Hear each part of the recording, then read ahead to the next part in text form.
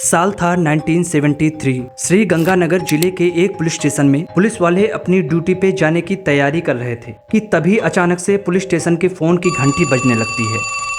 पहले तो पुलिस वाले इसे एक सामान्य कॉल समझकर अनदेखा कर देते हैं, लेकिन फोन की घंटी तो रुकने का नाम ही नहीं ले रही थी। जैसे ही एक पुलिस वाला फोन उठाता है तो उसके चेहरे की हवाइयां उड़ जाती हैं। फोन करने वाला शख्स बताता है कि पास के ही एक गांव के गुरुद्वारे में रहने वाले सेवादारों पर जानलेवा हमला किया गया है। आनन फानन में पुलिस मौका ए वारदात पे पहुंचती है तो पता चलता है कि सेवादार और उसके 2 नेत्रहीन बेटों की हत्या कर दी गई है। उनके सर के पास कनपटी पर बहुत जोर से वार किया गया था। सभी के नाक और मुंह से खून निकल रहा था। गुरुद्वारे के सभी कमरों के ताले टूटे हुए थे और सारा सामान इधर उधर बिखरा पड़ा था। इस सामूहिक हत्याकांड ने पुलिस को भी हैरान कर दिया था, क्योंकि कनपटी पर वार कर हत्या का ये कोई पहला मामला नहीं था। अकेले श्री गंगानगर जिले में ही पिछले कुछ समय में 15 मर्डर हो चुके थे, जिनमें मर्डर करने का तरीका बिल्कुल एक जैसा था। जी हाँ, हम बात कर रहे हैं 70 के दशक के सबसे खूंखार सीरियल किलर कनपटी मार शंकरिया की। लोगों में उसका खौफ इस कदर घर कर चुका था कि लोग शाम ढलते ही घरों से बाहर निकलने में कतराते थे। लोग अपने अपने मोहल्लों में ग्रुप बनाकर पहरा देते थे।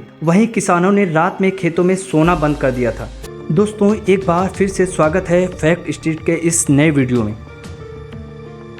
कहते हैं कि अपराधी कितना ही बड़ा क्यों ना हो, लेकिन वो कानून और पुलिस की नज़रों से नहीं बच सकता। लेकिन 70 मर्डर करने के बाद भी वह कानून और पुलिस की नज़रों से बचता आ रहा था, क्योंकि पुलिस के पास ना ही उसका कोई फोटो था और ना ही उसका कोई हुलिया। वैसे तो इस खूंखार हत्यारे का असली नाम रतन लाल उर्फ शंकरिया प्रजापत था, लेकिन उसके मर्डर करने के तरीकों के कारण उसका नाम कनपटी मार शंकरिया पड़ गया। खास बात ये थी कि हर कत्ल के पीछे शंकरिया का सिर्फ एक ही मकसद होता था, और वो था चोरी। कभी रोटी तो कभी चंद पैसों के लिए वो बेरहमी से लोगों को मार देता था। उधर गुरुद्वारे में हुए सामूहिक हत्याकांड ने पुलिस के आला अफसरों की भी नींद उड़ा दी थी।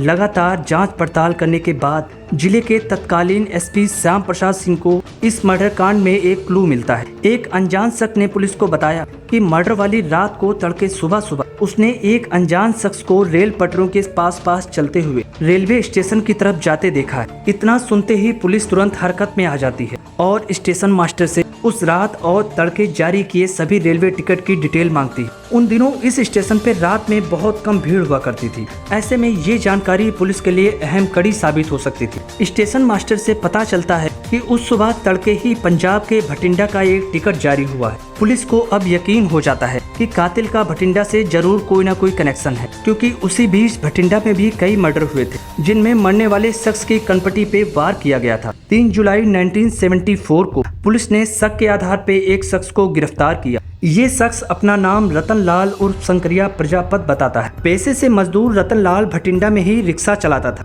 दरअसल मर्डर से करीब साल भर पहले ही उसने गुरुद्वारे के पास स्थित खेतों में मजदूरी की थी। खेत में चोरी करने के कारण खेत मालिक ने उसे मारपीट करके भगा दिया। पुलिस ने जब शंकरिया से पूछताछ की तो उनके भी होश उड़ गए। उसने पुलिस पूछताछ में बताया कि उसने 5 या 10 नहीं बल्कि अब तक 72 हत्याएं की हैं।